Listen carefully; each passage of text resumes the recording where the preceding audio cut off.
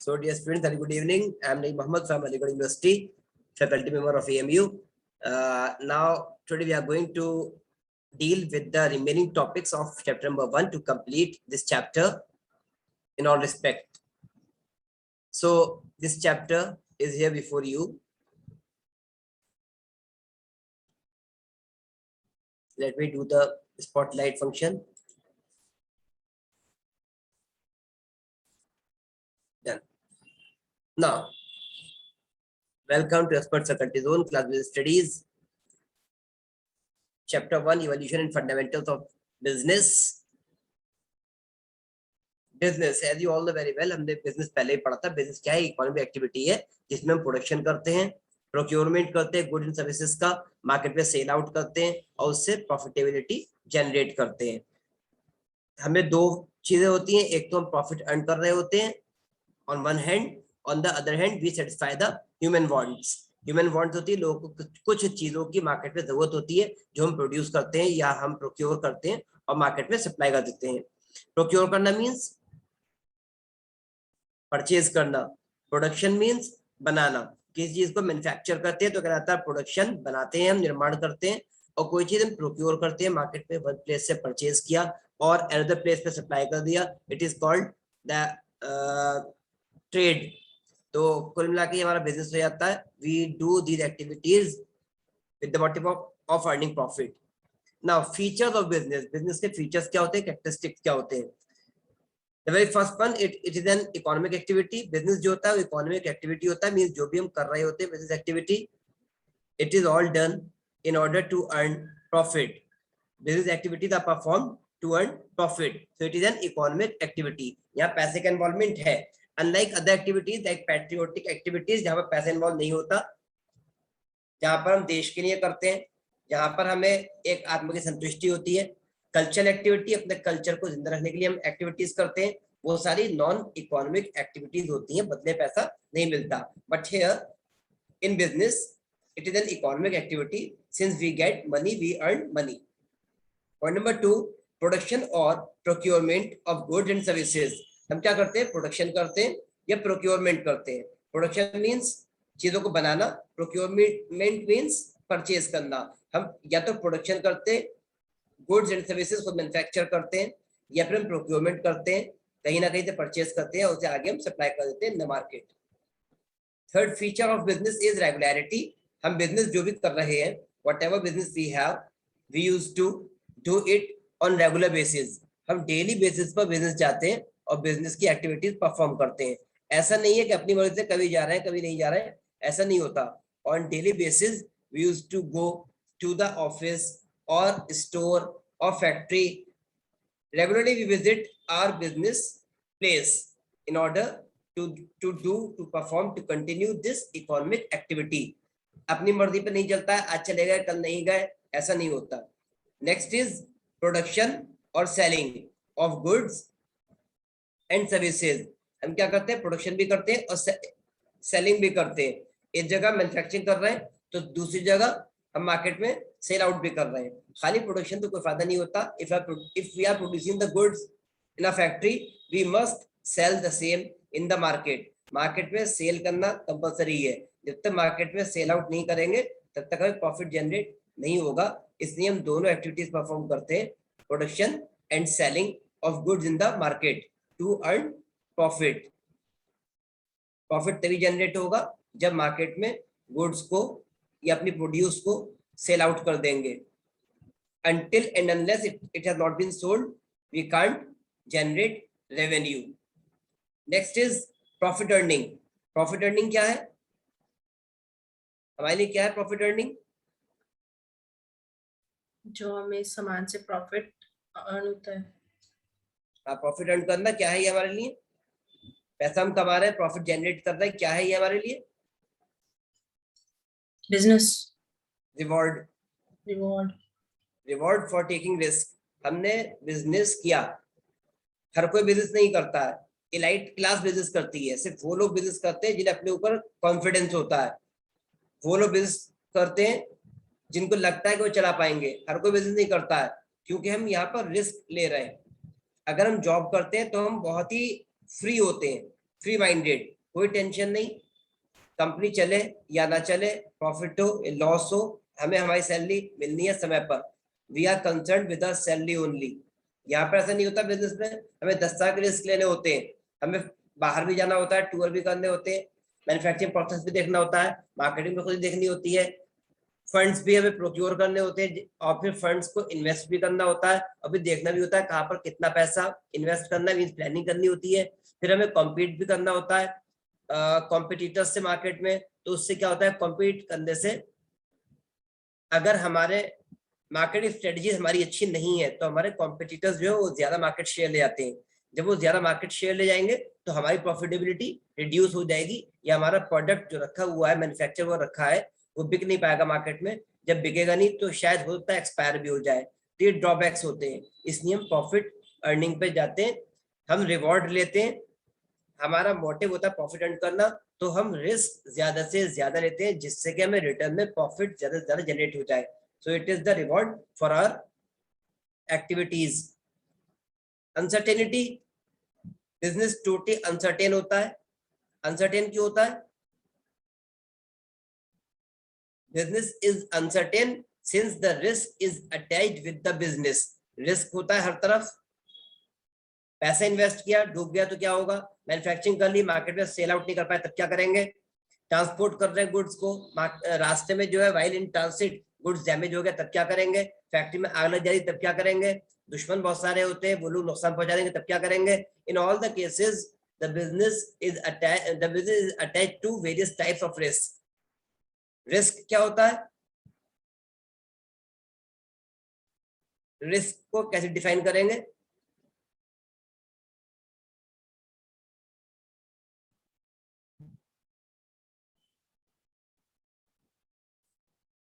कोई भी मिसहैपनिंग हो सकती है, ये हमारा रिस्क होता है।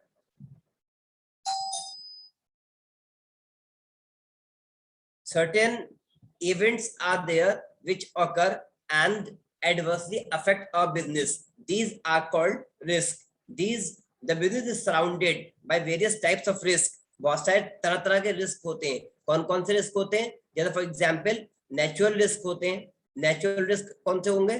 नेचुरल रिस्क कौन से होते हैं?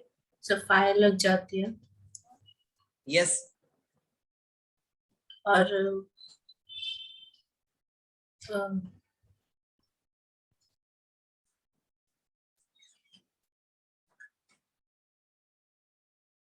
नेचुरल रिस्क वो होते हैं जिनमें नेचुरल कैलेमिटीज इन्वॉल्व होती हैं, डिजास्टर।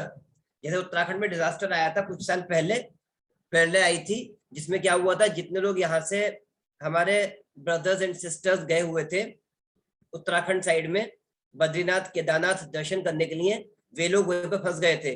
पहाड़ियां ऊपर से चट्टानें, बादल टूट कर गिरा था, बादल टूट के गिरने के कारणवश कुछ पहाड़ से हिमखलन, मतलब के कुछ बर्फ के टुकड़े टूट के गिरना, कुछ ये कि पहाड़ी मिट्टी वगैरह सरकना, लैंडस्लाइड वगैरह, बहुत सारी चीजें ऑकर हुई थी जिससे बाढ़ वगैरह भी आई थी। तो होटल्स वगैरह पूरे पूरे टूट कर बिल्डिंग्स गिर गई थी, नष्ट हो गई थी, बहुत सारे लोग मरे भी थे, बहुत सारे लोग बच गए थे। तो वो लोग जिन्होंने वहां बिजनेस स्टैब्लिश कर रखे थे, होटल्स खोल रखे थे, ये टूरिस्ट यहाँ से जाते हैं तो उन्हीं को होटल्स में ठहरते हैं, रेस्टोरेंट होटल्स आर देयर। तो जब वो तहस नहस हो गए, जब बर्बाद हो गए, तो बिजनेस जो था उनका खत्म हो गया, कोलैप्स हो गया। अब गवर्नमेंट ने उनको रिस्टैब्लिश किया, Modi government was there, so Modi ji gave 2000 crore rupees in 2 installment, 1000 crore each की 2 इंस्टॉलमेंट अलग अलग दी रिहैबिलिटेशन के लिए, कि जैसा था वैसे ही उसको दोबारा स्टैब्लिश कराया जाए, उत्तराखंड जितना खूबसूरत है उसको ऐसे खूबसूरत बनाया जाए।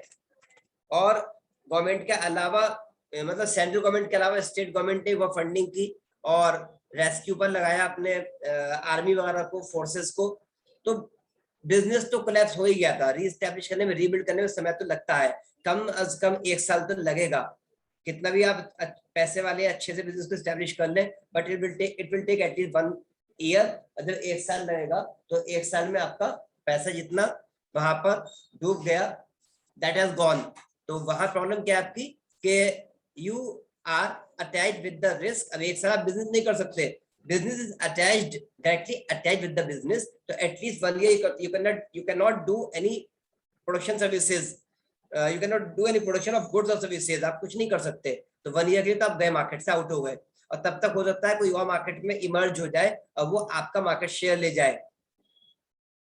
और भी बहुत तरह के होते हैं। ह्यूमन रिस्क होता है। ह्यूमन रिस्क क्या होता है, आपके कुछ दुश्मन होते हैं, वे लोग भी आते हैं बीच में कभी आपको नुकसान पहुंचाने के लिए, कुछ ऐसा केस कर देंगे जिससे आप अपना शॉप ओपन ना कर पाए, फैक्ट्री ओपन ना कर पाए, कुछ ऐसी चीजें कर देंगे जैसे आग वगैरह लगा दी फैक्ट्री में तो आपका लॉस हो जाएगा।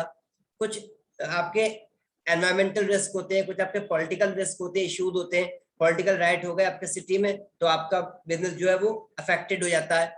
जैसे दिल्ली में राइट्स हुए थे लास्ट ईयर और बिफोर लास्ट ईयर, कोरोना से पहले की बात है, दिल्ली राइट्स हुए थे, तो उसमें जो है आपका बिजनेसेस जो वहां पर थे वो बिजनेस यूनिट्स टोटली बंद हो गई थी for a couple of months, 2 months और 3 मंथ्स। तो इस तरह की चीजें होती हैं, ये सब हमारे बिजनेस से अटैच्ड है।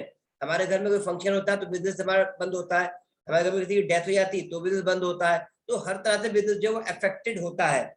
बिजनेस जो है वो एक बच्चे की तरह होता है, हम उसे बच्चे की तरह कैरी करना होता है। छोटा बच्चा जैसे होता है, हम बच्चा कुछ नहीं जानता, टोटली अननोन है टू दिस न्यू वर्ल्ड, तो उसे क्या करते हैं, हम सिखाते हैं, हम समझाते हैं बच्चों को, हम समय समय पर गोद में लेंगे, चीजों से बचाएंगे, गिर ना जाए, सही से चले, हाथ ना जल जाए, चोट ना लग जाए, हम संभाल के चलते हैं। Likewise business is there, business को भी हमें कंट्रोल करना होता है, हमें लेकर चलना होता है। अगर कोई भी प्रॉब्लम आएगी तो हमें बिजनेस को संभालना होगा, हमें एक्स्ट्रा टाइम देना होगा, मनी इन्वेस्ट करनी होगी और अपने बिजनेस को कंटिन्यू करना होगा। अगर हमने ज्यादातर भी बिजनेस को छोड़ा, इग्नोर किया, तो वहीं हमारे बिजनेस को लॉस होगा, ये डेफिनेटली हमारा प्रॉफिट लॉस में कन्वर्ट हो गए, हमारे लिए मुसीबत का कारण बनेगा। Now objectives of business, business का ऑब्जेक्टिव्स क्या होते हैं? फॉरमोस्ट ऑब्जेक्टिव, पहला सबसे बड़ा इंपॉर्टेंट जो ऑब्जेक्टिव है, फर्स्ट मोटिव, वो प्रॉफिट अर्निंग होता है। As I told you earlier, profit earning तो ऑब्वियस सी बात है, बिजनेस स्टैब्लिश ही इस मकसद से करता है कि पैसा कमाएंगे, ये तो है ही अपनी जगह। इसके अलावा भी हमारे ऑब्जेक्टिव होते हैं। ऑब्जेक्टिव्स को हम 2 पार्ट में डिवाइड करते हैं। The first one are economic objectives, another one are social objectives. Economic objective में प्रॉफिट अर्निंग फॉरमोस्ट है, most important. Second thing is their survival, survival is also required, it is also very important. हमें अपने survival के लिए क्या चाहिए होता है? सेल्स वॉल्यूम हो जाता है, सेल्स वॉल्यूम चाहिए होता है। Higher the sales volume, bigger will be the profit and better will be the chances of survival.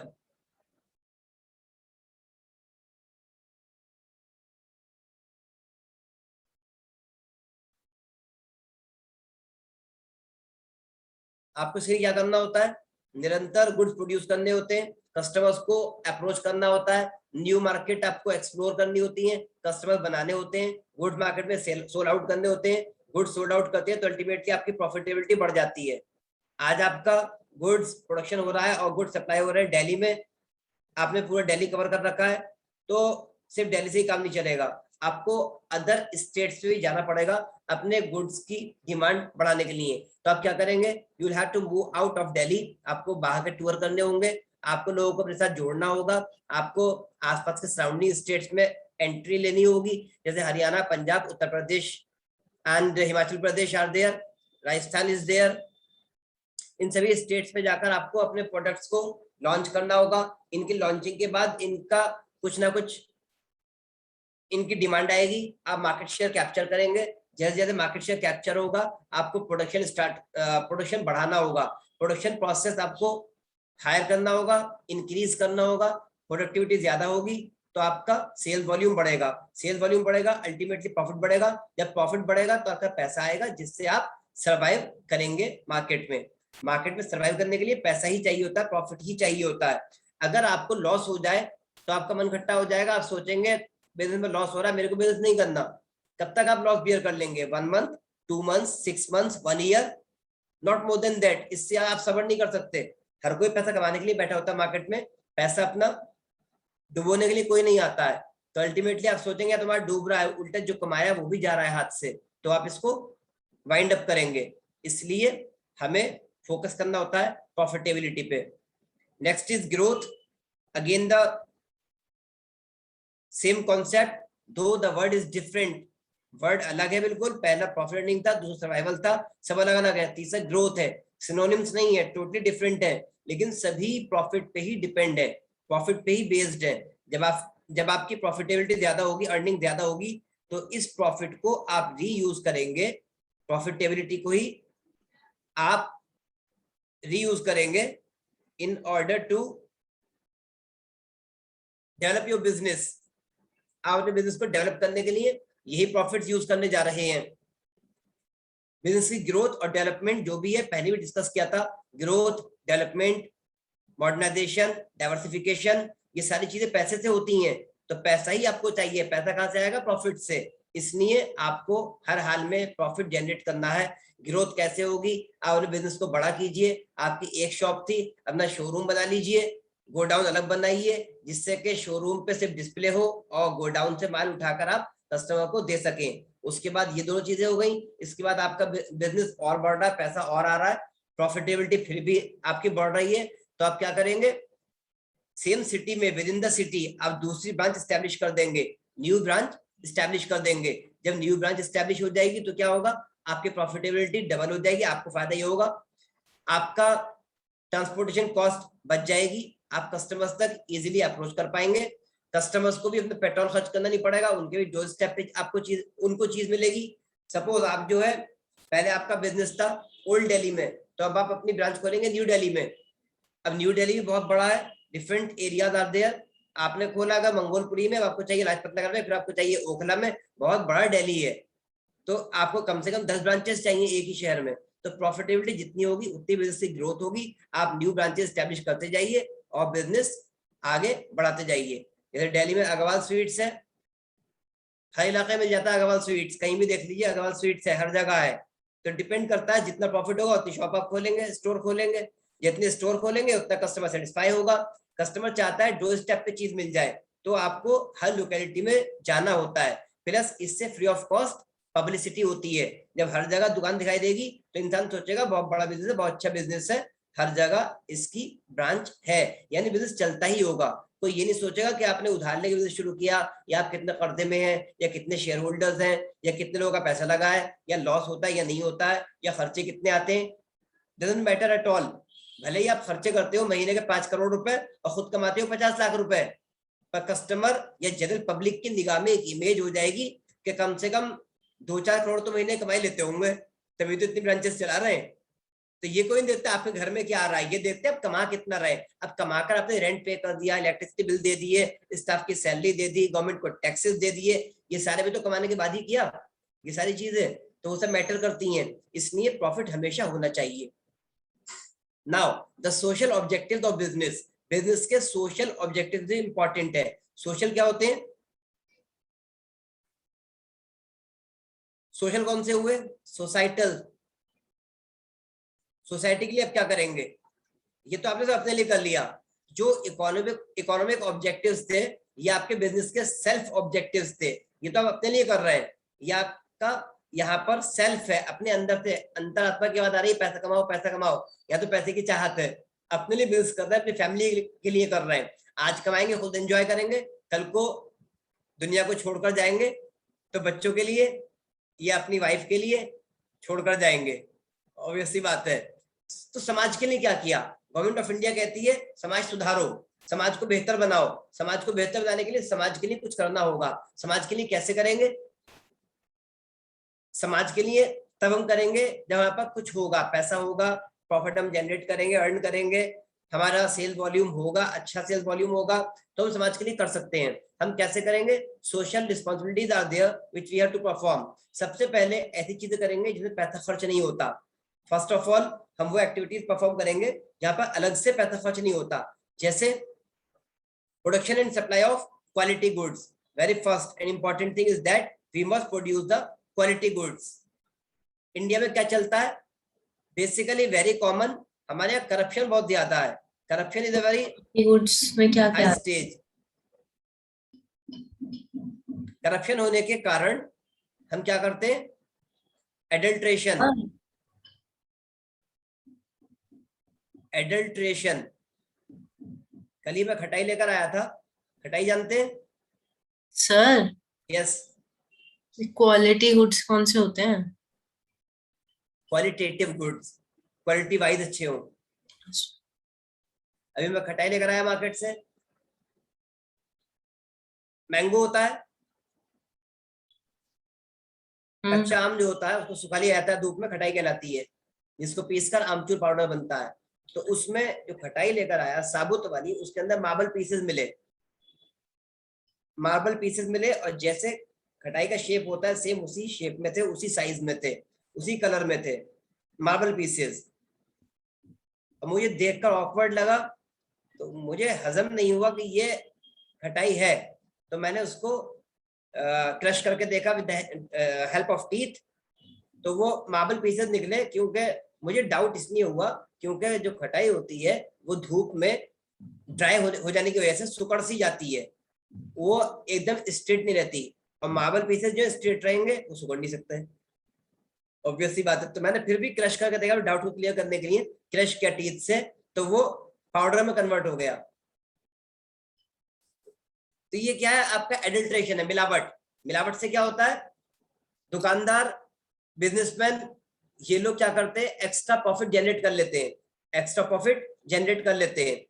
दो they earn higher profit, but they are not doing the correct thing.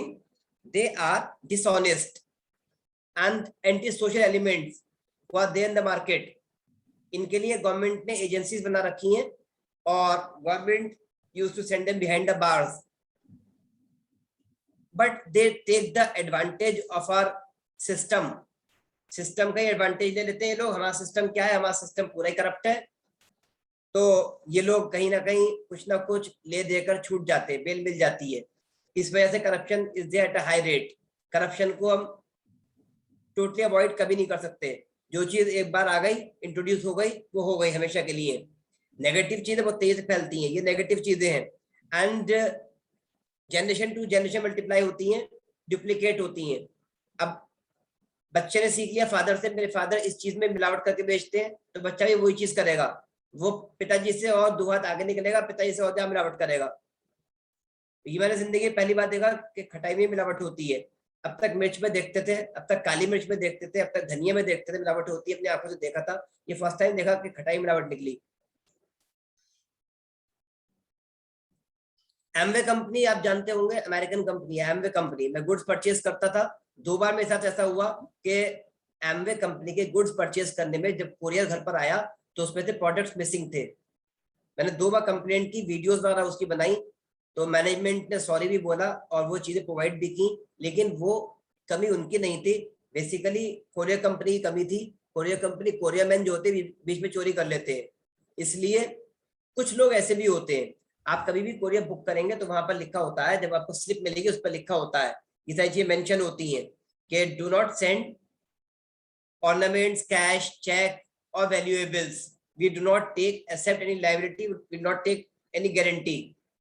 सब लिखा होता है, always check the slip. इसलिए courier भेजने के बाद जी, अब तक वो स्लिप भी नहीं आई है, देखी नहीं है। अच्छा, आपको एक ट्रैक करने के लिए एक्नॉलेजमेंट स्लिप मिलती है जब आप कोरियर बुक करते हैं। सपोज आपसे 200 रुपीज चार्जेस दिए कोरियर के, तो आपको एक रिसीट देते हैं जिसे हम बोलते हैं एक्नॉलेजमेंट रिसीट। Acknowledgement receipt. तो वो पार्सल के ऊपर लगी होती है? हाँ, 2 होती है, एक वाला की होती है, एक आपको देते हैं। पार्सल के ऊपर तब लगाते हैं जब रेसिपिएंट से पेमेंट लेनी होती है। जब पेमेंट हम ही कर रहे हैं तो पार्सल के ऊपर नहीं लगाते। एक्नॉलेजमेंट आपको रिसीट दे देंगे, वो रिसीट का प्रूफ है कि आपने ये कोरियर इस जगह से, इस शॉप से बुक किया। इसके बाद आपको एक चीज मिलती है जो कोई नहीं जानता, पीओडी फैसिलिटी। पीओडी के लिए कोई नहीं आता इंडिया में, किसी का टाइम ही नहीं है, तो बेचारे मूर्ख लोग बसते हैं इंडिया में, शरीफ लोग जिनका समय ही नहीं है, जाते नहीं है। एक फैसिलिटी आपको मिलती है पीओडी, प्रूफ ऑफ डिलीवरी। आप कभी भी जाके कंसल्ट कर सकते हैं कोरियर वाले के पास कि मेरा कोरियर पहुंचा ही नहीं पहुंचा। He is liable to show you the proof of delivery. आपने देखा होगा जब भी घर पे कोरियर आता है तो आपके सिग्नेचर लेते हैं। सिग्नेचर क्यों लेते हैं? वो प्रूफ ऑफ डिलीवरी होता है कि आपका कोरियर पहुंच गया। रेसिपिएंट तक, तो आप एज अ सेंडर क्या करते हैं, प्रूफ ऑफ डिलीवरी देखना चाहते हैं तो आप देख सकते हैं, आपको जाना चाहिए कोरियर कंपनी के पास या जिससे बुक किया था उसके पास, पर जाते ही नहीं है। अगर कोई हमें पार्सल भेजे और हमें रिसीव ही ना हो तो कोई ना कोई वैलिड रीजन लिखा जाएगा, लॉक था, घर बंद था, घर नहीं मिला, recipient was not there, phone call could not be corrected, not paid, courier had been returned, courier return होगा। ये गवर्नमेंट की तरह नहीं है कि पोस्टल डिपार्टमेंट में कुछ बुक कर दिया और गायब हो गया। अक्सर पोस्टल डिपार्टमेंट से चीजें गायब हो जाती हैं, पहुंचती नहीं है। फॉर एग्जाम्पल हजारों लाखों लोगों के आधार कार्ड नहीं पहुंचे घर तक, जबकि गवर्नमेंट की जिम्मेदारी थी, गवर्नमेंट ने कहा था कि हम आधार कार्ड जो बनेंगे वो घर घर पहुंचाएंगे। और ये मैं नहीं कह रहा, न्यूज़पेपर में खुद पब्लिश हुआ, न्यूज़पेपर में रिपोर्ट आती थी कि बोरे भरे हुए आधार कार्ड पड़े हुए मिले कूड़ा घर में, कूड़े के ढेर में। तो क्योंकि अपनी जिम्मेदारी से हटते हैं।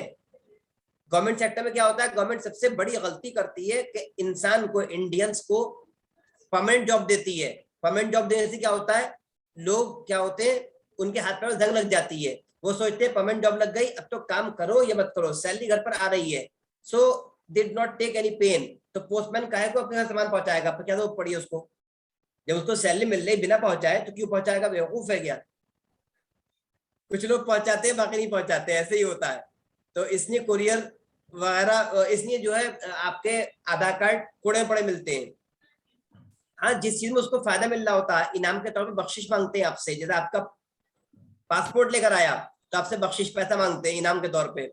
मेरे 3 पासपोर्ट आए फैमिली के, तो 3 बार मुझसे पैसा लिया गया है, तो तब तो जरूर पहुंचाते हैं, उनको पैसा मिल रहा होता है। आपका मनी ऑर्डर आएगा आपके नाम का तो आपसे पैसा लेगा 100 रुपीज, यहाँ तो जरूर पहुंचाते हैं, पर जहाँ उनकी इनकम नहीं हो रही होती है वहां नहीं पहुंचाएंगे, ये सिस्टम है। इसलिए we always prefer private sector. Private sector country क्यों आया आपका कोरियर सर्विस, क्योंकि कमियां थी पोस्टल डिपार्टमेंट में। इसलिए मैं कहता हूं गवर्नमेंट ऑफ इंडिया हर चीज को परमिशन दे, हर चीज प्राइवेट हो जाए, totally everything should be privatised. I am always in favour of privatisation. लोग एजिटेशन कर रहे हैं ना कि मोदी ने प्राइवेट कर दिया, ये प्राइवेट दे दिया, वो प्राइवेट दे दिया। I am totally in favour of privatisation. जितनी चीज प्राइवेट होगी उतना ही अच्छा होगा। अब गवर्नमेंट के रेलवे से भी गुड्स जो है वो ट्रांसपोर्ट होते हैं एक जगह से दूसरी जगह, लेकिन जो ट्रांसपोर्टर्स गुड्स को एक जगह से दूसरी जगह डिलीवर करते हैं वो मच बेटर, फार बेटर है। इसलिए मैं बिलीव करता हूँ उस पर। तो आपका बिजनेस प्रमोट होता है पापा का। आई बिलीव इन दैट, क्योंकि मुझे हर जगह प्राइवेट सेक्टर से फायदा होता है। गवर्नमेंट सेक्टर में जाओ तो चौकीदार से लेकर अधिकारी तक हर कोई इसी निगाह से देखता है कि ये आए हैं, इनकी फाइल आगे मूव होगी, पैसा चाहिएगा, हमें तो दक्षिणा चाहिए, हमें तो क्या चाहिए, सर्विस चार्ज चाहिए, हर जगह मांगते हैं। प्राइवेट सेक्टर में कुछ नहीं है, जो एक बार रसीद पे लिख के आ गया that we had to make the payment, not at all. इसके अलावा हम अलग से कुछ नहीं देंगे, नॉट अ सिंगल रुपी अलग से, हमें कुछ चार्जेस कुछ देने नहीं है, कुछ नहीं करना है। गवर्नमेंट सेक्टर में पैसा भेजते रहिए, तमाशा देखते रहिए, जितना पैसा भेजेंगे उतना काम होगा। मैंने एक वीडियो बनाई है अलीगढ़ यूपी की, मेरे घर के नीचे गैस डिलीवरी वाला हॉकर आता है, यहाँ पर गैस चोरी करता था, मैंने वीडियो बना ली उसकी। अब 1 साल हो गया मेरे घर पे गैस डिलीवरी नहीं करता, परेशान कर रहा मुझे। मैंने कह दिया था इसे अपलोड कर दूंगा, अगर मेरे यहाँ गैस कम आ गई। 4 किलो गैस चोरी करता था हर बार, और मेरी नहीं सबकी चोरी करता था। मैंने इसकी वीडियो बना रखी है, मेरे लैपटॉप में भी है। अभी हमारे यहाँ आया था तो सिलेंडर की सील खुली हुई थी, तो मम्मी बोली तू चोरी करके आया, कह रहा नहीं नहीं मैं तो सील बंद होके भी चोरी कर लेता हूँ। हाँ करते हैं, मैंने दिखाया वीडियो में चोरी कैसे करते हैं। मैंने उसको इनका जो है कायदे से वीडियो बनाता रहा, पहले खिड़की के अंदर से बनाई, फिर बाहर बालकनी गया, तो बेहोश थे अपने चोरी करने में। एक सिलेंडर से 4-4 किलो गैस चोरी कर रहे थे, इतना बेहोश थे कि जो है कंसिडर नहीं कर रहे थे क्या हो रहा है, आसपास देख ही नहीं रहे थे। मैं फर्स्ट फ्लोर पे था, आसपास कुछ नहीं है, गार्डन है, तो सोचा गार्डन है कौन देखेगा, ऊपर में देखा ही नहीं। मैं वीडियो बनाता रहा और उसमें जो है मैं बोलता भी रहा, रिकॉर्डिंग भी करता रहा, और अराउंड 15 मिनट्स की वीडियो है। फिर बहुत आ रहा है, हाथ पैर जोड़ रहा है, पैर में गिर गए। मैंने कहा अब गिर तो अब कोई फायदा नहीं है, गैस मुझे सही चाहिए। अब मुझे वेट करके तो 30 kg गवर्नमेंट ऑफ इंडिया जो है 30 kg गैस देती है, जब थोड़ा बहुत कम चलता है 29 kg की हो, 29.5 की हो, ये 26 kg की दिया करते थे। तो 1 साल हो गया अब तक घर पर गैस लेकर आया नहीं है, मैं खुद जाकर लेकर आता हूँ। इतने बेईमान लोग हैं, हर जगह करप्शन है, कहीं भी देख लीजिए हर जगह करप्शन है। कोरियर सर्विस से अगर आप कुछ भेजेंगे तो आपको पहली चीज एक्नॉलेजमेंट रिसीट मिलेगी, दूसरी चीज प्रूफ ऑफ डिलीवरी, दूसरी चीज बीच में एक और मिलती है आपको, यहाँ पर एक और चीज मिल जाती है, क्या? ट्रैकिंग रिसीट मिल जाती है, आप ट्रैक कर सकते हैं, ट्रैकिंग फैसिलिटी। आपको जो एक्नॉलेजमेंट रिसीट मिली थी, इस पर नंबर पड़ा होता है, इस नंबर को आप इंटरनेट पर सर्च करिए तो आपको स्टेटस सामने आता है, ट्रैकिंग स्टेटस, कि आपका प्रोडक्ट कहां से कहां तक पहुंचा। सपोज आपने बुक किया दिल्ली से और आपने भेजा बेंगलोर, तो दिल्ली से बेंगलोर मूव करने में अब कहां पर है, तो बाकायदा लिखकर आ जाएगा कि दिल्ली से मूव नहीं हुआ है, दिल्ली से मूव हो गया, बेंगलोर पहुंच गया है, lying in the godown, lying in the office, will be delivered tomorrow, इस तरह से लिख के आएगा। ये ट्रैकिंग स्टेटस आपको फैसिलिटी मिलती है। थर्ड नंबर पे POD, प्रूफ ऑफ डिलीवरी, एक हफ्ते बाद जाइए, 3 दिन का टाइम होता है वैसे, लेकिन आप एक हफ्ते वेट कर लीजिए, कोई बात नहीं, एक हफ्ते बाद जाइए और जिसके यहाँ बुक किया था उसके यहाँ जाकर चेक कर लीजिए कि आपका पहुंचा या नहीं पहुंचा। वैसे तो आज के दाने वो फैसिलिटी है, फोन कर लीजिए सीधा सीधा, जिसको आपने कुछ भेजा है फोन कर लीजिए, मिल गया या नहीं, फिर पता चल जाएगा। वेल एडल्ट्रेशन इज देयर, हर चीज में मिलावट होती है, कुछ भी चीज आप मार्केट से ले लीजिए, आप डेली बेसिस पे अखबार पढ़ते हैं, डेली एक ना एक फैक्ट्री, एक ना एक बिजनेसमैन पकड़ा जाता है, कहीं कोई देसी घी में मिलावट कर रहा है, कोई दूध में मिलावट कर रहा है, कोई कहीं मिलावट कर रहा है। अभी एक वीडियो आई है, उसमें पनीर बना रहा है, नकली पनीर, दिल्ली से निकला, NCR में खड़ा हुआ है ट्रक खड़ा हुआ, उसके अंदर जो है उन्होंने कैबिनेट बना रखे हैं और वहां पर नकली पनीर बनाते हैं और वो फिर यूपी में सप्लाई हो जाता है, यूपी हरियाणा इन स्टेट में सप्लाई हो जाता है। ये इस तरीके के हालात है। Next point, social objective, avoidance of unfair trade practices. ये जो एडल्ट्रेशन है यही आपकी अनफेयर ट्रेड प्रैक्टिस है। अनफेयर ट्रेड प्रैक्टिस, गलत ट्रेड प्रैक्टिसेस आप फॉलो कर रहे हैं, गलत तरीके से आप माल बेच रहे हैं, लोगों की आंखों में धूल झोंक रहे हैं, आप नकली माल बेच रहे हैं, माल ले रहे हैं, पैसा ले रहे हैं असली माल का, दे रहे हैं नकली माल, आप घटिया चीज दे रहे हैं जो क्वालिटेटिवली इंफीरियर है, डिटीरियोरेटेड है। एक वर्ड यूज होता है, टर्म यूज होता है, डिटीरियोरेटेड। क्या यूज होता है सर, दोबारा बोलना। ये डिटीरियोरेटेड, DETERIORATED,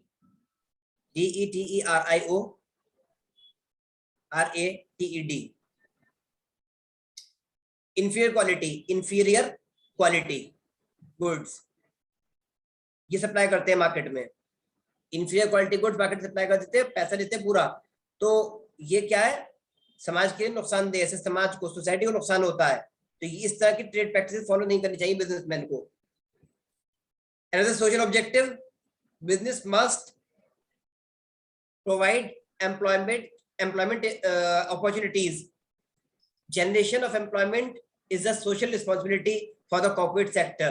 जब आप कोई बिजनेस कर रहे हैं तो आप बाहर से विदेशी लोगों को क्यों एम्प्लॉयमेंट दें? इंडिया में बहुत सारे लोग हैं, बहुत अच्छी पॉपुलेशन है, इन लोगों को एम्प्लॉयमेंट अपॉर्चुनिटी दीजिए। ये आपकी सोशल रिस्पॉन्सिबिलिटी है, क्योंकि जनता जॉब मांगती गवर्नमेंट से, गवर्नमेंट जॉब कहां से लाए? गवर्नमेंट का खेती बाड़ी कर रही है, गवर्नमेंट जॉब कहां से लाएगी? ऑब्वियस सी बात है, गवर्नमेंट आप ही लोगों के पास कुछ ना कुछ आपको प्रमोट करके आपका बिजनेस बढ़ाएगी और आपके थ्रू जॉब दूसरों को दिलवाएगी। तो गवर्नमेंट क्या करती है, आपके बिजनेसेस को प्रमोट करती है, इंडस्ट्रियल सेक्टर को प्रमोट करती है, आपके लिए स्पेशल इकोनॉमिक जोन बनाती है, आपके लिए ऐसे रोड्स कंस्ट्रक्ट करती है जहां पर आपकी फैक्ट्रीज में आने जाने तक, स्टोर तक आने जाने तक किसी को परेशानी ना हो, फॉरेन टूरिस्ट आपके यहाँ आए, आसानी से अप्रोच करें आपको, तो आपका प्रोडक्शन बढ़े, आप एक्सपोर्ट भी कर सके। In place of home trade you can involve in international trade. Government इतने इनिशिएटिव लेती है, तो गवर्नमेंट चाहती है on the other hand business आपका बढ़े, तो आप एम्प्लॉयमेंट अपॉर्चुनिटीज जनरेट करें। Next is welfare of employees. Welfare क्या होता है? What is welfare? Welfare stand for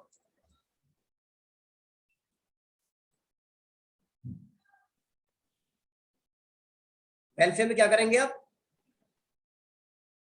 betterment, better opportunities provide करेंगे। कोई आपके यहाँ जॉब करने के लिए क्यों आया है? एक आपके यहाँ वॉचमैन है, गार्ड, लोएस्ट रैंक पे आपके यहाँ गार्ड होगा या फिर स्वीपर होगा। ये लोग होते क्लीनर, स्वीपर, गार्ड, ये लोग होते हैं जो कि लोएस्ट रैंक पर होते हैं। इनको आप मंथली क्या पे करेंगे? 5 to 6,000, या बहुत बड़ी जगह में, बहुत बड़ा शहर है, मेट्रोपॉलिटन सिटी, बहुत देंगे, 8,000 दे देंगे, नॉट मोर देन दैट, इतना आप सैलरी दे देंगे। एक आपके यहाँ होता है मैनेजर, हाईएस्ट रैंक ये होती है मैनेजमेंट। मैनेजर्स को आप क्या सैलरी देते हैं? 20 से 25 या उससे मिनिमम 20,000 तो देंगे ही मिनिमम, और मैक्सिमम 2 लाख तक जाती है नॉर्मली। नॉर्मली 2 लाख तक जाती है, डिपेंड करता है कितना बड़ा बिजनेस है। जितना बड़ा बिजनेस उतनी बड़ी सैलरी, बड़े बड़े पैकेज मिलते हैं बड़े बड़े कंपनीज में।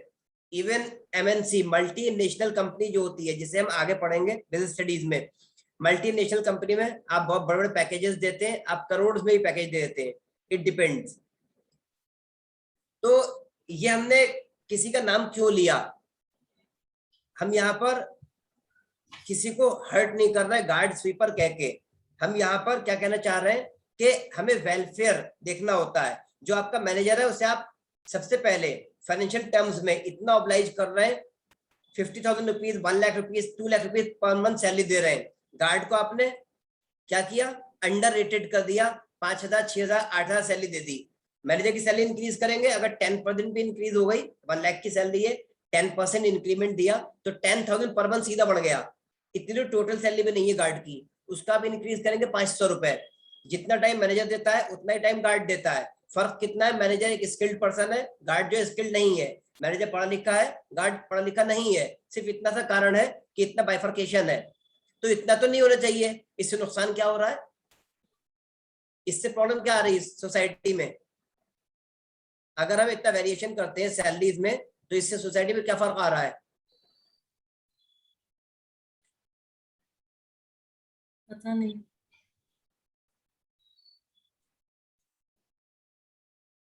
रीजनल डिस्पैरिटी, इकोनॉमिक्स में आप पढ़ेंगे रीजनल डिस्पैरिटी। रीजनल डिस्पैरिटी बढ़ रही है, और in easy terms we can say gap बढ़ रहा है। गैप काय में बढ़ रहा है? Richer people are becoming more richer, या आसान लफ्जों में कह लीजिए कि रिच एंड पुअर में गैप बढ़ता जा रहा है।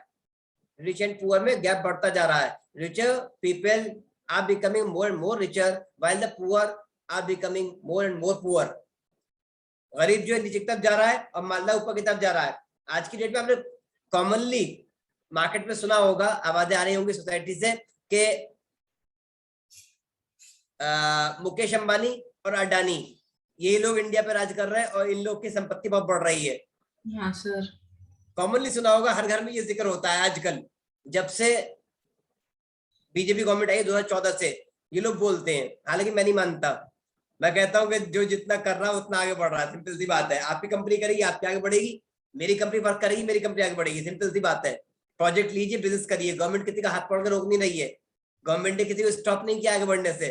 गवर्नमेंट ने ये बात सही है, बिल्कुल सही है कि किन्हीं 2-4 कंपनीज को आगे प्रोजेक्ट दिए, आगे प्रमोट कर दिया, आगे बढ़ने में मदद कर दी, पर दुनिया के हर नूक एंड कॉर्नर में मदद नहीं की है। बहुत सारी कंपनी ऐसी हैं जो गवर्नमेंट के प्रोजेक्ट्स भी ले रही हैं और अदर प्राइवेट प्रोजेक्ट्स भी ले रही हैं। तो अपने ऊपर है, मेरी कंपनी है, मैं कितनी मार्केटिंग करूं, मैं किसके टच में आऊं, मेरे किससे क्या टर्म्स हैं, मैं कहां पर आगे बढ़ जाऊं। अभी मोदी जी ने एक बहुत महान कार्य किया। महान कार्य क्या किया? अलीगढ़ यूनिवर्सिटी, अलीगढ़ में जो यूनिवर्सिटी है, सेंट्रल यूनिवर्सिटी है, सेंट्रल गवर्नमेंट की, इसको अभी एक ऑक्सीजन प्लांट दिया। गवर्नमेंट ने एक ऑक्सीजन प्लांट दिया। कहां से?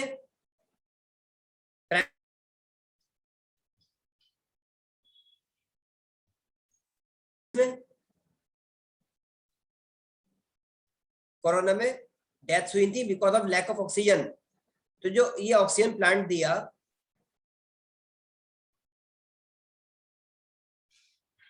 ये ऑक्सीजन प्लांट गवर्नमेंट ने अपना खुद स्टैब्लिश किया। सेंट्रल गवर्नमेंट ने, मोदी जी ने प्राइम मिनिस्टर फंड से एएमयू को भेंट किया। अभी की बात है, ये लेटेस्ट न्यूज है। इसका सबसे पहली चीज, प्लांट लगा कहां पर? एएमयू में, अलीगढ़ में। दूसरी चीज, इसका जो ठेका मिला, किसको मिला? हमारे जानने वाले उनको मिला, किसी अडानी या किसी अंबानी या किसी जयप्रकाश को या किसी आपके किंगफिशर को या आपके सहारा को, इन सबको नहीं मिला है, या अमित शाह के बेटे को नहीं मिला है, किसी केंद्रीय मंत्री के बेटे को नहीं मिला है। ये किसको मिला? यहीं के एक ठेकेदार को, मेरे सामने कंस्ट्रक्शन हुआ है। तो जो लोग ब्लेम करते हैं ना घर बैठ के, मोदी ये कर रहा है, मोदी वो कर रहे हैं, वो अपने घर बैठ के बोल सकते हैं। वो लोग होते हैं एंटी सोशल एलिमेंट, जिन्हें खाली बोलना आता है, they can't do anything else, वो केवल बोल सकते हैं। उनकी मानसिकता इतनी है, एक नैरो माइंडेडनेस, कि दूसरे को बुरा कहना, कटाक्ष करना है, कमेंट्स करने, they can not do anything else. मैं कहता हूँ कर सकते हो तो गवर्नमेंट चेंज करो, वरना मत बोलो, बोलने से क्या फायदा होता है। इन्होंने एक संयंत्र दिया, एक ऑक्सीजन प्लांट दिया, एक ऑक्सीजन प्लांट कई करोड़ रुपीज में स्टैब्लिश होता है, और इन्होंने, मोदी जी ने अपनी देखरेख में, यानी कि अपना पैसा देकर अपनी देखरेख में बनवाया। खुद तो नहीं आए, पर यहाँ पर योगी जी खुद आए, chief minister of UP Yogi ji आए, उन्होंने देखा कैसा बन रहा है, क्या हो रहा है, क्या काम चल रहा है, क्या जगह जमीन दी एएमयू ने अलॉट की, सारी चीजें उन्होंने देखी, जायजा लिया खुद, मेरे सामने की बात है। I am an employee of AMU, you know very well, तो मैंने खुद देखा है। अब पब्लिक तो चाहती है कि गवर्नमेंट जो है घर का खर्चा गवर्नमेंट चला दे, घर में राशन भी गवर्नमेंट भेज दे, बच्चों को स्कूल फीस भी गवर्नमेंट दे दे। पब्लिक तो चाहती है सब कुछ गवर्नमेंट ही कर दे, हम कुछ ना करें, हम घर पे सोते रहे आराम से। तो पब्लिक का तो काम है बुरा कहना, पब्लिक तो बुरा कहती है। थोड़ी सी गलत चीज और उसी पे ही बोलने लग जाते हैं। पब्लिक का दिमाग खराब है, पब्लिक कभी सेटिस्फाई नहीं होती। कांग्रेस आएगी, कांग्रेस से डिससेटिस्फाइड रहेगी, बीजेपी आएगी, उससे डिससेटिस्फाइड रहेगी, और आपकी आप आ जाएगी केजरीवाल, उनसे डिससेटिस्फाइड रहेंगे। जो आएगा उससे अगेंस्ट ही बोलना है, फेवर में किसी को होते नहीं है, सगे किसी के नहीं होते। सर 1 तारीख से स्कूल खुल रहे हैं क्या? हाँ, इधर दिल्ली में, यूपी में तो खुल चुके हैं।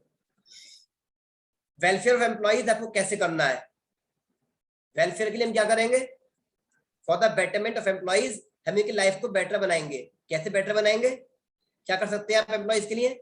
उनको जॉब देंगे, एक बार जॉब दे दी, फिर उनकी सैलरी बढ़ाते रहो, मतलब हाँ उनके वेरी काम गुड, के।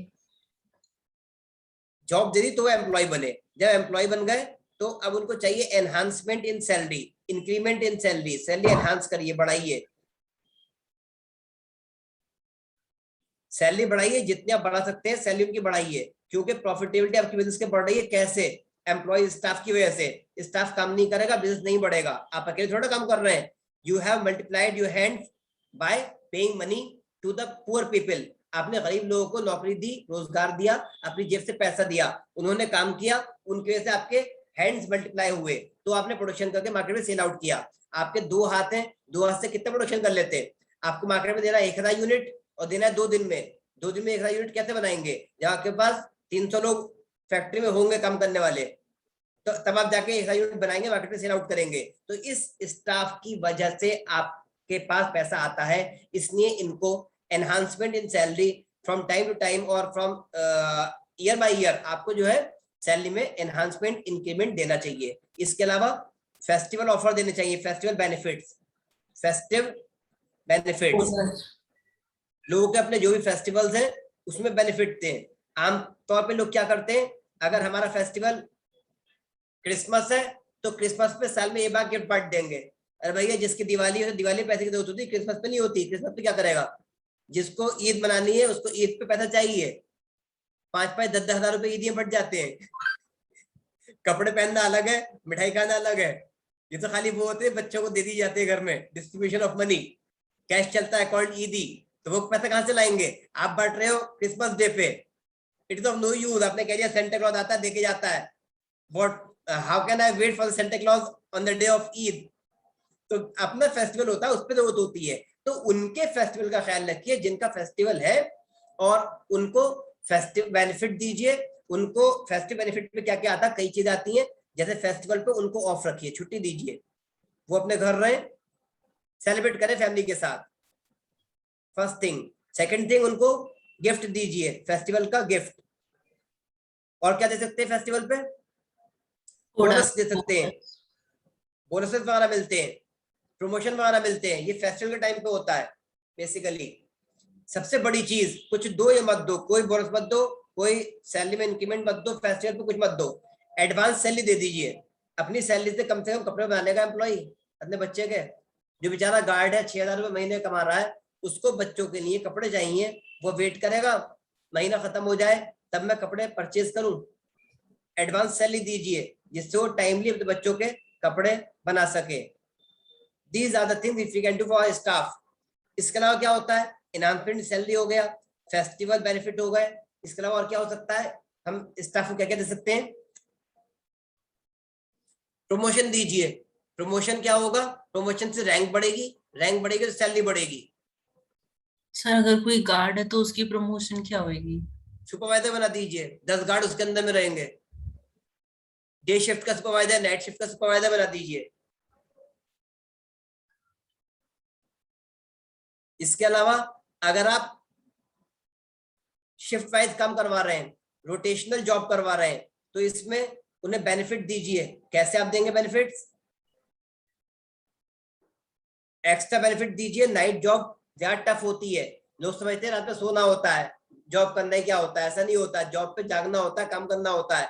तो वो अपनी नींद छोड़ के अपना काम कर रहा है सिर्फ पैसे की खातिर कि उसकी फैमिली चल जाए, उसके घर में चूल्हा जल जाए, उसके बीवी बच्चे भूखे ना मरे, इसलिए आपका नौकरी करना, पूरा जॉब कर रहा है। तो सैलरी उसको अच्छी दीजिए, हैंडसम सैलरी। रोटेशनल जॉब में उनका ध्यान रखिए। एम्प्लॉइज का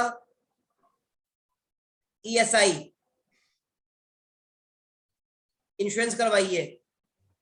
एम्प्लॉइज के लिए स्कीम होती है ESI, गवर्नमेंट ऑफ इंडिया कहती है एम्प्लॉइज का इंश्योरेंस करवाइए। जितने एम्प्लॉइज आपके हैं उन सबका इंश्योरेंस करवाइए, जिससे कि कोई दुर्घटना हो जाती है पैसा कंपनी दे, किसी की डेथ हो जाती है कंपनी पैसा दे, उनका इंश्योरेंस आप करवाइए पर्सनली। कुछ लोग होते हैं बेईमानी करते हैं, गवर्नमेंट को दिखाने के लिए क्या करते हैं, कह दिया कि हमने करवा रखा है और एम्प्लॉयज की सैलरी से काट लेते हैं। इस तरह की गलत एक्टिविटीज नहीं होनी चाहिए। This happened with me in the year 2013 itself. मेरे अपने साथ हुआ। School is there, I was in private sector earlier before joining AMU। तो वहां पर Al Barkat school is there in Aligarh. I had joined hands Al Barkat in the year 2011 and left the school in the year 2013। उन्होंने insurance करवाया और जबरदस्ती जिद के insurance करवाएंगे, हमने कहा नहीं करवाएंगे अपना इंश्योरेंस, कह रहे नहीं अब करवाना पड़ेगा, कंपलसरी है। तो उन्होंने क्या किया, उन्होंने और लोग भी मेरे साथ थे डराने के लिए, मुझसे कहा जॉब से निकाल देंगे, मुझे उन्होंने जॉब से निकाल दिया, रिटेन फ्रॉम सर्विसेज, और बाकी लोग का जबरदस्ती इंश्योरेंस करवा दिया और ये कहा 50% इंश्योरेंस बेनिफिट यानी प्रीमियम जो है स्कूल देगा, 50% आपको अपनी पॉकेट से सैलरी से भरना है, जो डायरेक्टली ऑटोमेटिकली कट जाएगा और इंश्योरेंस कंपनी को चला जाएगा। बताइए स्कूल को सैलरी से पैसा काटने का क्या अधिकार है? हमारे CBSE रन करता है सारे स्कूल ऑलमोस्ट, तो गाइडलाइन प्रोवाइड करता है पर चेक कुछ नहीं करता है बड़ी, क्योंकि हर जगह फिर वही बात है, हर जगह पैसा चलता है, कोई किसी को कुछ नहीं बोलता इंडिया में, तुम भी खाओ हम भी खाए, वो कॉन्सेप्ट है। तो CBSE कभी चेक नहीं करता, जबकि CBSE के नॉर्म्स है कि टीचर्स को जो पे स्केल चल रहा हो, आजकल चल रहा है 7th पे स्केल, तो एज पर 7th पे स्केल सैलरी मिलनी चाहिए, 7th पे स्केल सैलरी मिलनी चाहिए। इंश्योर कुछ नहीं करता है, कागजी कार्रवाई फर्जी, सारी टोटली फर्जी है। ये रूल है कि 8th क्लास तक किसी बच्चे को फेल नहीं कर सकते, अगर फेल किया तो स्कूल की CBSE से मान्यता रद्द हो जाएगी। एक बार बच्चा फेल हो, री एग्जाम लीजिए, सेकंड टाइम उसके एग्जाम लीजिए, दोबारा फेल हो जाए तीसरा एग्जाम लीजिए, अगर 8 बार फेल होता 8 बार एग्जाम लीजिए, रिटन में पास नहीं होता ओरल एग्जाम लीजिए, ओरल सुना नहीं पाता गेम्स करवा लीजिए, खेल कर दिखवा लीजिए, वो भी खेलता भी नहीं है, सोचता है, उससे जो उसके अंदर हो, आर्ट बनाता हो, आर्टिस्ट हो, आर्ट बनवा के देख लीजिए, पास कर दीजिए। साइंस से पास करना होता है, फॉर एग्जाम्पल आर्ट बनवा के देख लीजिए, आप कुछ भी करके देख लीजिए जो उसको आता हो, सिंगिंग, डांसिंग, कुछ भी, एनीथिंग, एथलीट हो उससे। रायन इंटरनेशनल वाले तो सीधा फेल कर देते हैं। गलत है, आप कंप्लेंट करके देखिए, स्कूल बंद हो जाएगा। मेरा स्कूल नहीं है ना। अगर स्कूल कैपिटल पनिशमेंट दे दे बच्चे को, तो सीधे मान्यता रद्द है और स्कूल पे एक्शन है, सीधे स्कूल पे एक्शन। और कोई भी केस टीचर के नाम में कभी नहीं होता, प्रिंसिपल के नाम में होता है। 10th के में डिलीटेड सिलेबस नहीं आया था ना पेपरों में, तो उनमें साथ पढ़ता था, तो उसका वो भी आया हुआ था जो डिलीटेड हुआ था, उसने वो भी पेपर दिए थे जो डिलीट हुआ था। क्लेम कर देना चाहिए था, सीधा CBSE को लेटर भेजा करिए। CBSE का जो भी आपका रीजनल हेड हो, दिल्ली को तो खैर दिल्ली में ही है, हमारा यूपी का इलाहाबाद में पड़ता है, जो भी रीजनल हेड हो वहां पर डाल दीजिए और इंस्टाग्राम में एक कमेंट लिखकर उस पर हैशटैग लगा दीजिए, prime minister of India, chief minister of Delhi and जो भी आपका रिलेटेड इशू हो, अथॉरिटी, कंसर्न अथॉरिटी जो देख ले, सीबीएसई के डायरेक्टर होते हैं, director of CBSE, assistant director of CBSE, hashtag लगा दिया करिए, फौरन जो है वायरल हो जाएगा। इस तरीके से आप अपने अधिकार ले सकते हैं। आपके अधिकार लेने के लिए हम पढ़ेंगे एक चैप्टर 12th क्लास में बिजनेस स्टडीज में, चैप्टर नंबर 12, कंज्यूमर राइट्स। सरकार ने हर जगह कंज्यूमर राइट्स दिए हमें। हमें कोई कंपनी, कोई कॉर्पोरेट सेक्टर, कोई ऑर्गेनाइजेशन, कोई स्कूल एक्सप्लॉइट नहीं कर सकता। इसके लिए कानून बनाया सरकार ने, consumer rights in the year 1986। हम जानते नहीं है ये हमारी बेवकूफी है, वरना हर जगह हम लोग फायदे में आ जाए। कोई भी चीट नहीं कर सकता, पर सभी लोग चीट करते हैं क्योंकि हमें नहीं जानते, हमें नहीं पता कि क्या करना है, इसलिए हर कोई चीट कर जाता है। अगर हमें अपने अधिकारों का पता हो तो कोई चीट नहीं कर सकता। तो ये सारी चीजें जो हमें एम्प्लॉयज को देनी चाहिए। Enhancement in salary from time to time, festival benefits, promotion in job, rotational job है तो एक्स्ट्रा बेनिफिट्स मिलने चाहिए, ईएसआई मिलनी चाहिए, पीएफ मिलना चाहिए। PF stand for provident fund. Government का रूल है कि एम्प्लॉयज को प्रोविडेंट फंड दें। प्रोविडेंट फंड क्या होता है? ये रिटायरमेंट बेनिफिट होता है। आज आप जॉब कर रहे हैं, आपने 20 साल जॉब की, 30 साल जॉब की, 30 इयर्स ऑफ एज तक तो आप सेटल नहीं हो पाते, पढ़ाई करते हैं, फिर जॉब लगती है, सेटल होते हैं। फिर आपने किसी एक कंपनी को 30 इयर्स दे दिए, 60 इयर्स के हो गए, 60 ईयर पे आपको कंपनी ने रिटायर कर दिया। अब आप रोटी कहां से खाएंगे? Who will be there to serve you? आजकल की बहुएं कुछ नहीं करती हैं, न बेटा खिलाना चाहता है, न बहू पका के देना चाहती है, तो कौन खिलाएगा फिर? Somebody should be there। तो गवर्नमेंट ऑफ इंडिया कहती है किसी के मोहताज मत बनिए। जिस ऑर्गेनाइजेशन में जॉब कर रहे थे उसको चाहिए कि आपको पीएफ दे। पीएफ क्या होता है? Provident fund. उसमें क्या होना चाहिए? सैलरी में से काट के, मतलब थोड़ा थोड़ा करके जब रिटायर होते हैं तब उनको एक साथ दे देते हैं। हाँ, थोड़ा थोड़ा पैसा कटता है। सपोज 500 रुपए कटे मेरी सैलरी से, 500 रुपीज पर मंथ कटे, तो साल में कट गए 6000 रुपये। तो 6000 रुपये अगर मेरी सैलरी से कटे तो 6000 ही सेम अमाउंट ये एम्प्लॉयर भी देगा। टोटल कितने जमा होंगे? 12,000। 6000 एम्प्लॉयर भी देगा। ये खास बात होती है। जिसके यहाँ जॉब कर रहा हूँ, जैसे मैं एमयू में जॉब कर रहा हूँ, अगर 6000 मैं दे रहा हूँ तो 6000 एमयू भी देगी, तो टोटल 12,000 रुपए जाएंगे। ये सिर्फ पब्लिक सेक्टर में नहीं है, ये प्राइवेट सेक्टर में भी है। जिस कंपनी में आप जॉब कर रहे होंगे, हर प्राइवेट सेक्टर आपको पीएफ देगा, कंपलसरी है। हमारी गलती है क्योंकि अनएम्प्लॉयमेंट बहुत ज्यादा है इंडिया में, तो हमारी गलती, हम क्या करते हैं, प्राइवेट जॉब ज्वाइन कर लेते हैं और फिक्स सैलरी पे ज्वाइन कर लेते हैं 20,000 पे। Don't go for 20,000 rupees. जब आप जॉब ज्वाइन कर रहे हैं तो सीधे आर्ग्यूमेंट करिए, बार्गेन करिए, निगोशिएट करिए कि साहब मुझे 20,000 क्यों मिल रहे हैं। इसको ब्रेकअप करके दिखाइए कि किस हेड में कितना मिल रहा है। ब्रेकअप, ग्रॉस सैलरी कितनी है, नेट सैलरी कितनी है, मेरा ईएसआई कितना कट रहा है, मेरा पीएफ कितना कट रहा है, मुझे कहां पर क्या मिल रहा है, सारा ब्रेकअप करके दिखाइए। कोई देखता नहीं है क्योंकि जो है उन्हें वीजा से मतलब होता है। लड़की को अच्छी जॉब मिली वीजा में, सीधे दिल्ली शिफ्ट हो गई। बिहार के दिल्ली 15,000, बिहार की लड़की को 15,000 10,000 मिले, दिल्ली शिफ्ट हो गई। भाई शिफ्ट क्यों हो रहे हो? पहले आप देखो आपको क्या मिल रहा है, आपको कंपनी क्या दे रही है। अच्छी सैलरी मिलने का मतलब ये नहीं है कि आपको बेच दोगे। 20,000 30,000 इतना नहीं होता कि you can sell off your soul. आप अंतरात्मा को बेच देंगे, किसी एक के हो जाएंगे, ऐसा नहीं होता। आप ये देखिए ब्रेकअप करके आपको किस बात का कितना मिल रहा है, आपको कम क्यों मिल रहा है। आपको यहाँ जॉब नहीं मिलेगी, कहीं और मिल जाएगी। अगर हम सब एक से हो जाए जॉब करने वाले तो सबका भला हो जाएगा। लोग एक्सप्लॉइट क्यों करते हैं? क्योंकि मैं नहीं जॉब करूंगा, आपको जॉब मिलेगी, आप कर लेंगी, कोई और कर लेगा, कोई ना कोई बेवकूफ मिल जाएगा जॉब करने के लिए। जब हम रिक्शा करते हैं तो रिक्शा तो बहुत छोड़ते हैं, वो 20 ले रहा है, वो 15 ले लेगा, वो 30 ले रहा है, वो 20 ले लेगा। रिक्शा तो बहुत छोड़ते हैं। जब जॉब करनी होती है तब खुद सर्च नहीं करते कि कहाँ पैसा अच्छा मिल जाएगा, कहाँ हमें ज्यादा बेनिफिट मिल जाएंगे। इंश्योरेंस देखिए, कंपनी आपको इंश्योरेंस दे रही है नहीं दे रही है। पीएफ देखिए, मेडिकल बेनिफिट देखिए, कंपनी आपको मेडिकल बेनिफिट क्या दे रही है। मेडिकल बेनिफिट दो होते हैं, एक मॉनिटरी और एक leave. ML stand for medical leave. आप बीमार हो जाएंगे तो कंपनी आपको कुछ देगी नहीं देगी। आप उसके यहाँ जॉब कर रहे हैं, कंपनी का बेटा बिजनेस संभाल रहा है, वो बीमार हो जाए और 2 दिन घर पे स्टे करे तो कंपनी उससे कहेगी नहीं साहब कंपनी में आओ, या पैसा काट लेगी उसका, कुछ नहीं करेगी। मालिक है, मालिक का बेटा है। तो हम अगर एम्प्लॉय होकर 2 दिन छुट्टी करते हैं, भाई सैलरी क्यों कटेगी? हम बीमार नहीं होंगे? हम क्या रोबोट है? कभी हम भी बीमार होंगे ना। साल में एक हफ्ता तो ऐसा आएगा, 2 दिन करके 7 दिन तो गुजरेंगे जब बीमार हो जाएं। तो गवर्नमेंट ने इसके लिए भी दिया, गवर्नमेंट ने इसके लिए कहा कि आप एटलीस्ट 10 डेज दीजिए मेडिकल लीव। ये स्टैंडर्ड है। कम से कम साल में 10 दिन होने चाहिए स्टैंडर्ड एज मेडिकल लीव, कि आपको जो है क्या मिले, छुट्टी मिले मेडिकल के नाम पे। यानी इसको कहीं एमएल बोलते हैं, कहीं पे सीएल भी बोलते हैं, casual leave. Casual leave, casualty में, इमरजेंसी में कभी भी आप क्या कर सकते हैं, छुट्टी ले सकते हैं। आप घर पर रहेंगे, सिंपली एक टेलीफोनिक कॉल कीजिए कि today I will not be able to attend the organisation, sorry for that, और ये मेल डाल दीजिए एचआर को, उसके थ्रू कंपनी चलती है, कंपनी वालों को इन्फॉर्मेशन मिल जाती है। या स्कूल में टीचिंग कर रहे हैं तो टाइम टेबल इंचार्ज को भेज दीजिए या प्रिंसिपल को भेज दीजिए, व्हाटएवर जो भी आपका रिसोर्स पर्सन हो। दूसरा आपको बेनिफिट मिलता है मेडिकल बेनिफिट, कि आपको मेडिक्लेम मिल जाता है।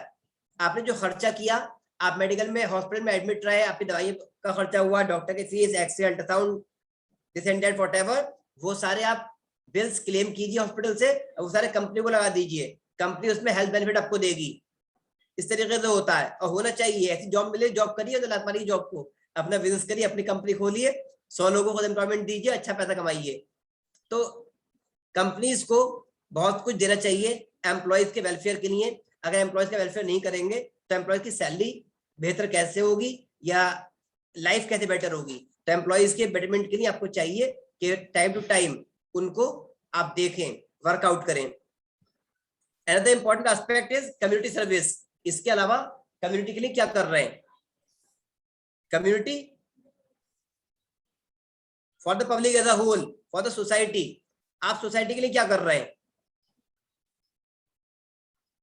सोसाइटी के लिए एज अ होल क्या कर रहे हैं। ये तो आपने अपने एम्प्लॉयज के लिए कर दिया, एम्प्लॉयज के लिए इसलिए कर रहे हैं कि वो आपका बिजनेस बढ़ाएंगे।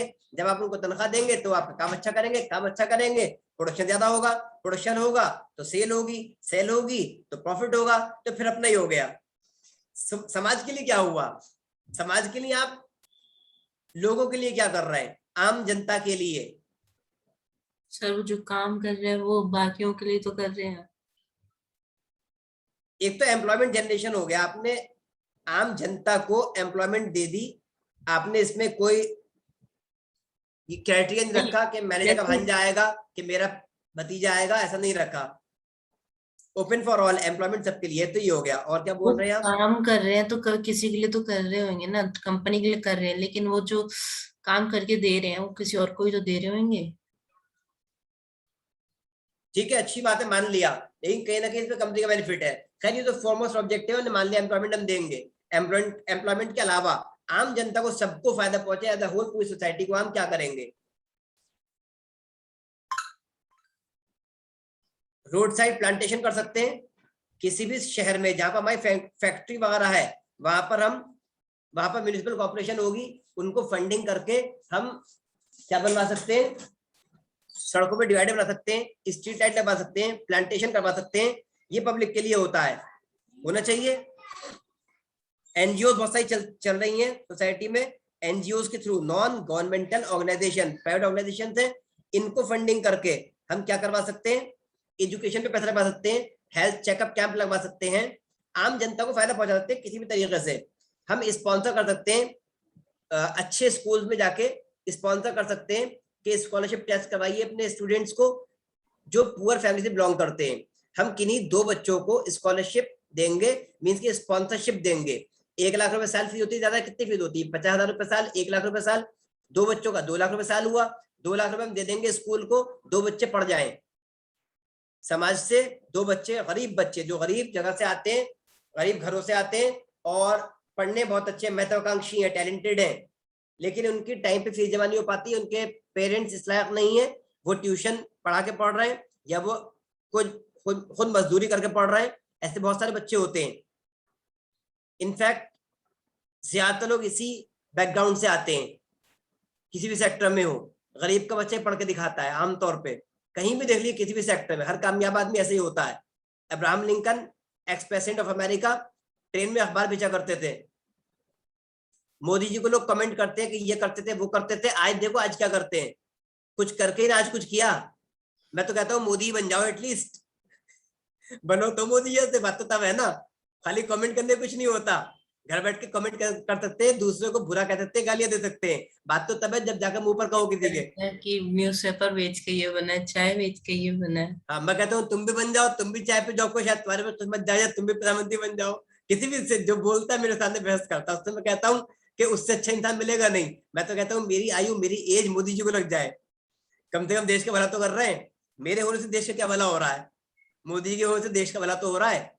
अब तक कौन सी गवर्नमेंट आई है जिसने नेचुरल कैलेमिटी में, किसी भी नेचुरल डिजास्टर के केस में 2000 करोड़ रुपए दे दिए हो? मोदी जी इस देयर, 2000 करोड़ एक झटके में दिए, वो भी किसको? उत्तराखंड को, कश्मीर को। नुकसान कहाँ हुआ था? कश्मीर के साइड में। और गवर्नमेंट किसकी थी उस टाइम? गवर्नमेंट किसकी थी? पता नहीं। बीजेपी तो अब आई है वहां पर 2019 में, पहले नहीं थी। पहले लोकल पार्टी की गवर्नमेंट थी। लोकल पार्टी कौन सी होती है वहां पे? पता नहीं। महबूबा मुफ्ती, अब्दुल्ला, इन लोग की गवर्नमेंट होती है। अगर मोदी जी ये सोचते कि मुस्लिम सी गवर्नमेंट है, मैं क्यों पैसा दूं, तब डेवलपमेंट हो जाता, रिहेबिलिटेशन हो जाता वहां पर। मसूरी की सड़कें ऐसी हैं जैसे हमारा ड्राइंग रूम होता है। किसने डेवलप किया? गवर्नमेंट ने। जनता तो खाली बुरा कहने के लिए होती है, जनता तो घर बैठ के गालियां देती है, सिर्फ कुछ नहीं करती जनता। अदरवाइज डेवलपमेंट जो हो रहा है वो कौन कर रहा है? गवर्नमेंट। टैक्स भरना चाहते नहीं, टैक्स चोरी करती गवर्नमेंट। बिजली चोरी करती, चोरी बिजली जलाते हैं और गवर्नमेंट को बुरा वाला कहते हैं। शर्म आनी चाहिए, डूबना चाहिए ऐसे लोगों को। मैं तो कहता हूँ जो मोदी जी को बुरा करा, मैं तो कहता हूँ कम से कम इस ज्यादा बन के दिखा दो। ये तो चलो प्रधानमंत्री बन गए, तुम लोकल एमएलए एमपी बन के दिखा दो, बात तो तब है। इन जैसे बनो तो, चाहे इसके बन गए तो कौन तो बुरी बात है? चोरी तो नहीं की ना।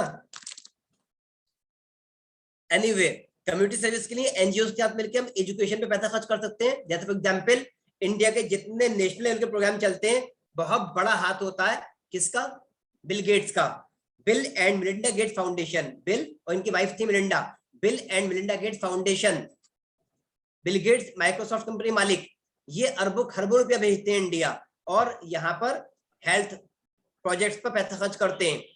तो इन जैसे बने हम भी, और हम भी पैसा खर्च करें किसके लिए? आम जनता के लिए। जनता के लिए हम क्या कर रहे हैं? मेन चीज ये है, स्कूल स्टैब्लिश कर दें मलिन बस्ती में, स्कूल स्टैब्लिश करें अपनी देखरेख में। हमें अगर ये लग रहा है कि कोई ईमानदार नहीं होता, हम पैसा देते हैं, लोग बीच में खा जाते हैं, जनता को नहीं पहुंचता, हमें लग रहा है, ठीक है कोई बात नहीं।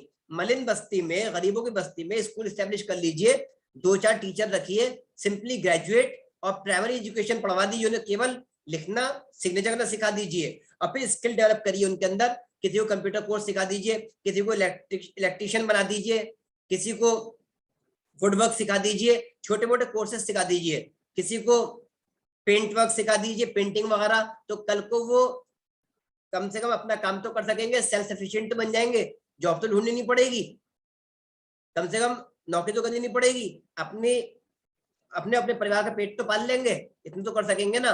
तो समाज के लिए करिए कुछ ना कुछ, बिजनेस के थ्रू समाज को सुधारिए, बेहतर बनाइए, तब आप अच्छे हैं, अदरवाइज कोई फायदा नहीं बोलने का। रोल ऑफ प्रॉफिट, इतना पैसा कमा रहे हैं, इसका रोल क्या है? प्रॉफिट कहाँ कहाँ काम आएगा?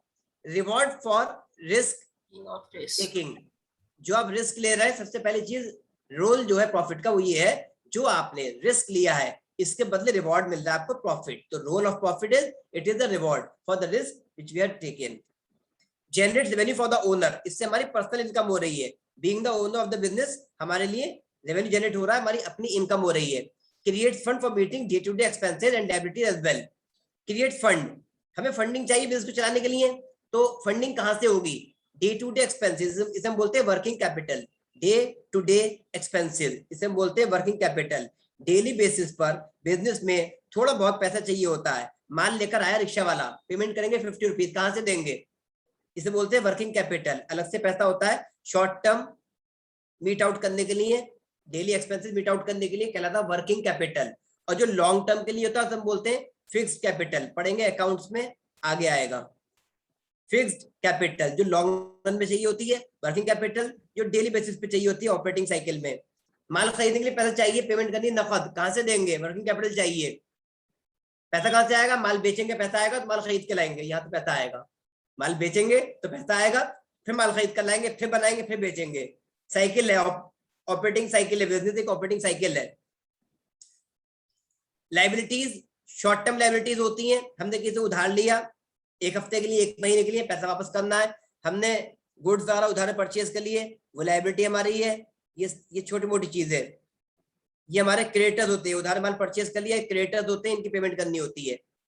Indicator of sound financial position. Sound financial position, मैंने आपको बताया था बिजनेस की पोजीशन चेक करी जाती है, कैसी फाइनेंशियल पोजीशन है, कैसे देखते हैं, liquidity financial position and solvency financial position. Liquidity में शॉर्ट टर्म, सॉल्वेंसी में लॉन्ग टर्म फाइनेंशियल पोजीशन जज की जाती है बिजनेस की।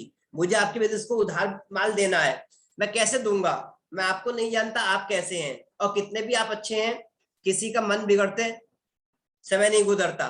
कोई कितनी भी जल्दी प्रभावित हो सकता है समाज से, और इंडिया में रहते हुए बेईमान बन सकता है।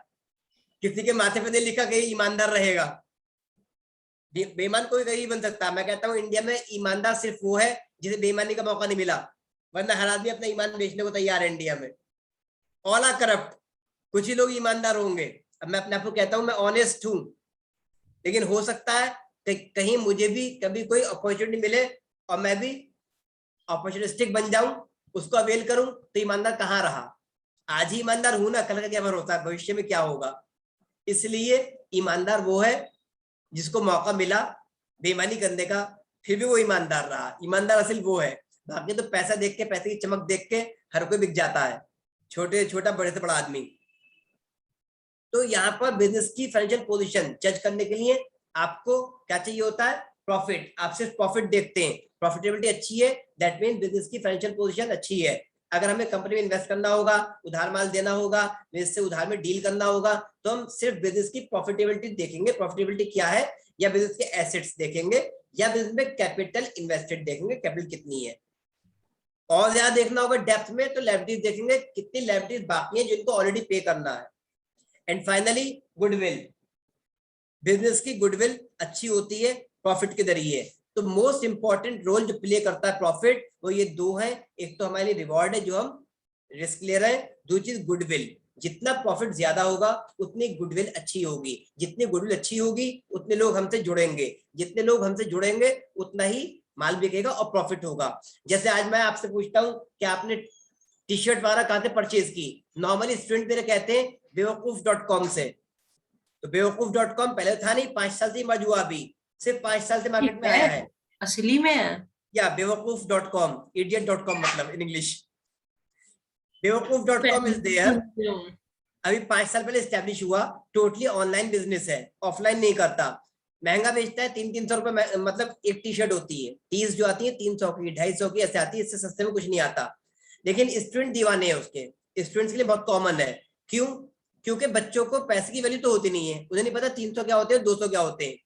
उन्हें पता है ये टी शर्ट, ये कलर पसंद आ गई, ये इस कलर में टी शर्ट पसंद आ गई, हमें खरीदनी है, पहली चीज। दूसरी बात ये है कि स्टूडेंट ये देखते हैं कि 2 स्टेप डिलीवरी हो रही, मेरे को जाना नहीं पड़ रहा मार्केट, तो वो क्योंकि ऑनलाइन बिजनेस है तो ऑन द 2 स्टेप डिलीवरी देता है।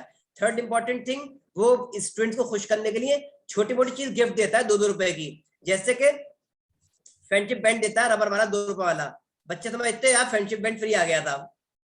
कीरिंग दे देगा 10 रुपए वाला, तो बच्चे सोचते हैं फ्री गिफ्ट आ रहे हैं, 2 गिफ्ट फ्री आए, 3 गिफ्ट फ्री आए। तो बच्चे स्टूडेंट जो है भाई अंडर 12 जो होते हैं, वो लोग अभी इमेच्योर होते हैं, उन्हें ज्यादा नॉलेज नहीं होती मार्केट की, तो इन चीजों से बहुत खुश होते हैं, जो परचेस करते हैं। बहुत सारे स्टूडेंट हमारे परचेस करते हैं।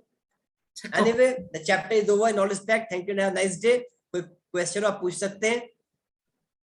सर जो क्वेश्चन होते हैं वो पहले ही पूछ आई थिंक एमन हैज गॉन, अभी शायद ये टाइम होते ही वो चली जाती है, वो नमाज के लिए जाती होंगी, सब पता नहीं, हम तो पढ़ते नहीं, हमें पता नहीं। क्या करते हैं, कब प्रेयर करते हैं? सर हमारी हो रही है नहीं हो रही है कोई फर्क नहीं पड़ता, वैसे जोत लगानी होती है तो 6 बजे लगा देते हैं। वो तो मदर लगा लेती हैं। नहीं हम भी लगा देते हैं। अच्छा गुड। अच्छा वैसे नहीं गुरुद्वारा जाते हैं? हैं? गुरुद्वारा जाते हैं? नहीं हम लोग पंजाबी नहीं है, और हम लोग टेंपल जाट है। जैन है? जाट मतलब जो अच्छा हरियाणा जाट, से, हाँ हाँ। गुड। और मेरी टेंपल वहां जाना होता वो तो अपना ओकेजनली कहीं विजिट कर लो। कम जाते हैं हम लोग नहीं जाते। मेरी मम्मी आर्य समाज से है, मतलब वो अग्रवाल? आर्य समाज, मतलब जो अच्छा ज्यादा भगवानों में बिलीव नहीं करते। अच्छा। हाँ वो जैसे वो होता नहीं है पूर्णवासी या पूर्णिमा, हम्म वो खुद ही हवन कर लेती है। ग्रेट, दैट्स ग्रेट, वो स्कूल में नहीं, वो गुरुकुल में पढ़ी हुई, तो उन्हें सब आता है। बहुत बढ़िया। हाँ okay, thank you, nice day. इससे पहले कि मैनेजमेंट बंद कर दे, हम खुद ही क्लोज कर लेते हाँ ठीक है। हैं। Goodbye. Goodbye, bye sir.